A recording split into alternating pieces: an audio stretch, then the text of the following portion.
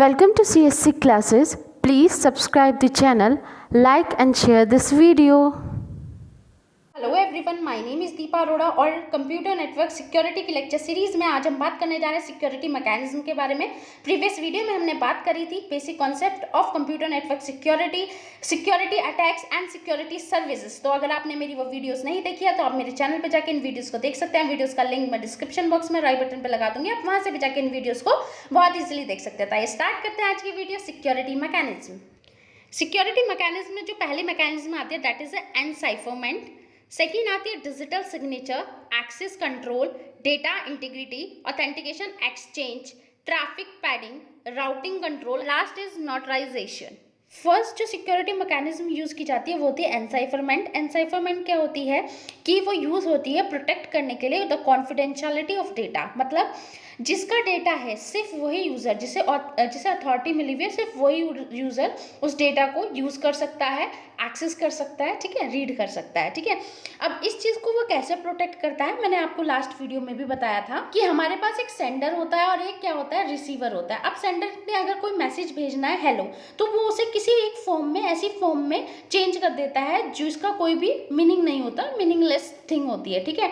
तो जो हमारा ओरिजिनल मैसेज होता है उसे हम प्लेन टेक्स्ट कहते हैं और ये जो अनकोडेड फॉर्म आती है इसे कहते हैं साइफर टेक्स्ट। तो जो ये प्लेन टेक्स्ट से साइफर टेक्स्ट का कन्वर्जन है इसी को क्या बोला जाता है, एनसाइफरमेंट बोला जाता है, ठीक है। तो फिर जो नेटवर्क में मैसेज जाएगा वो एनकोडेड मैसेज जाएगा रिसीवर के पास में और रिसीवर फिर से क्या करेगा, इस मैसेज को ओरिजिनल मैसेज में क्या कर लेगा, चेंज कर लेगा। तो दिस इज कॉल्ड एनसाइफरमेंट। मतलब ये यूज होती है प्रोटेक्ट करने के लिए confidentiality of data. Confidentiality of data का मतलब ये है कि वो यूजर, वो पर्सन जिसे अथॉरिटी है उस डेटा को एक्सेस करने की, सिर्फ वही से क्या कर सकता है, यूज कर सकता है। तो this is the first mechanism. जो सिक्योरिटी मैकेनिज्म यूज की जाती है सीएनएस में वो है डिजिटल सिग्नेचर मैकेनिज्म। इसका एग्जाम्पल मैं आपको लाइव एग्जाम्पल देती हूँ कि जैसे स्टूडेंट होता है, उसको एक रिपोर्ट कार्ड दिया जाता है कि वो अपने फैमिली से, मतलब अपने फादर मदर से, पेरेंट्स से सिग्नेचर करा के लाए। फिर वो सिग्नेचर कराने के बाद जो उसका क्लास टीचर होता है वो चेक करता है कि वो सिग्नेचर उसके पेरेंट्स के ही है, ठीक है, ताकि कोई भी फ्रॉड ना हुआ हो, कोई भी फेक सिग्नेचर नहीं हुए। सेम इसी तरह होता है, बस वो सिग्नेचर ओरिजिनली होते थे। ये जो सिग्नेचर होंगे, जो सेंटर सिग्नेचर करेगा वो इलेक्ट्रॉनिकली होंगे, ठीक है। सेंडर क्या करेगा, इलेक्ट्रॉनिक साइन करेगा डेटा के वेरिफिकेशन के लिए, ठीक है, इलेक्ट्रॉनिक साइन करेगा डेटा को, ठीक है।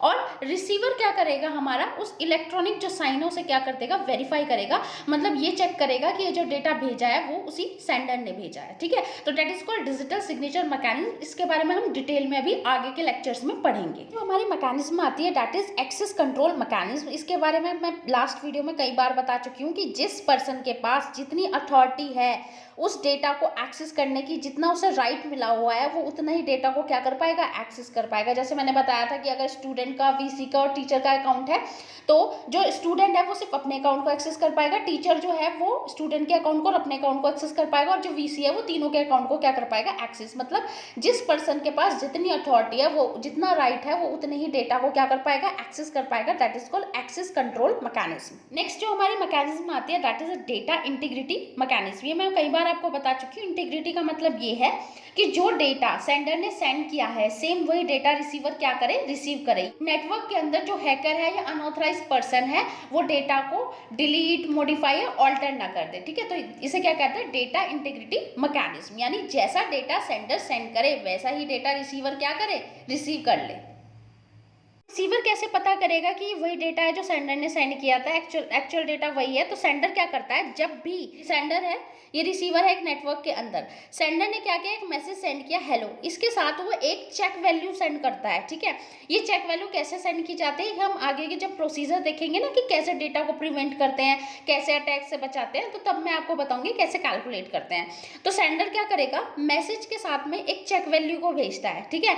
तो यहाँ जब रिसीवर मैसेज को रिसीव कर लेता है तो जो उसे मैसेज रिसीव होता है, जो भी मैसेज रिसीव होगा वो उसके लिए भी चेक वैल्यू को निकालेगा। अगर दोनों चेक वैल्यू, जैसे यहाँ पे 12 है, वो यहाँ के मैसेज के लिए भी वैल्यू निकालेगा। अगर वो 12 आ जाती है इसका मतलब वही मैसेज है जो सेंडर ने सेंड किया। अगर वो कुछ और आती है तो इसका मतलब क्या है कि नेटवर्क में किसी अटैकर ने उस मैसेज को क्या कर लिया, मॉडिफाई कर लिया। तो this is called data integrity mechanism. ऐसे हम पता लगाएंगे सेंडर और रिसीवर साइड पे। तो इससे हमें रिप्ले और डेटा मॉडिफिकेशन अटैक में हेल्प मिलती है, उसका प्रिवेंट करने करने में हेल्प मिलती है। जो मैकेनिज्म आती है that is authentication exchange mechanism. जैसा कि नाम है कि एक दूसरे को जो ऑथेंटिकेशन करते हैं उसको एक्सचेंज करना। जब दो डिवाइस ब्लूटूथ से कनेक्ट होते हैं तो दोनों में एक कोड भेजा जाता है या फिर वो पूछा जाता है कि क्या आप पेयरिंग करने को तैयार हैं इस डिवाइस के साथ में। तो इस चीज को क्या बोला जाता है, ऑथेंटिकेशन एक्सचेंज। दोनों जो हमारी एंटिटीज हैं या जो नोड है हमारे नेटवर्क के अंदर, ठीक है, वो क्या कहते हैं, एक दूसरे को आइडेंटिफाई करती हैं या नहीं करती।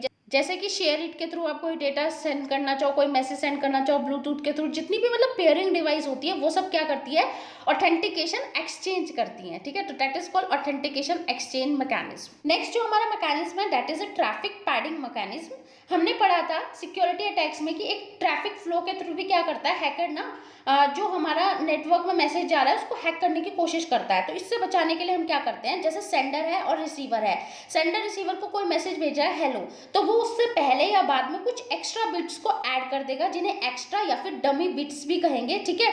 इसकी वजह से क्या हो जाएगा, जो हमारा डेटा है, ठीक है, उसको जब हम एनक्रिप्ट करेंगे यानी दूसरी फॉर्म में चेंज कर देंगे तो कुछ एक्स्ट्रा बिट ऐड हो जाएंगे जिससे कि जो हमारा हैकर है वो उसका पता नहीं लगा पाएगा, ठीक है। तो that is called traffic padding mechanism.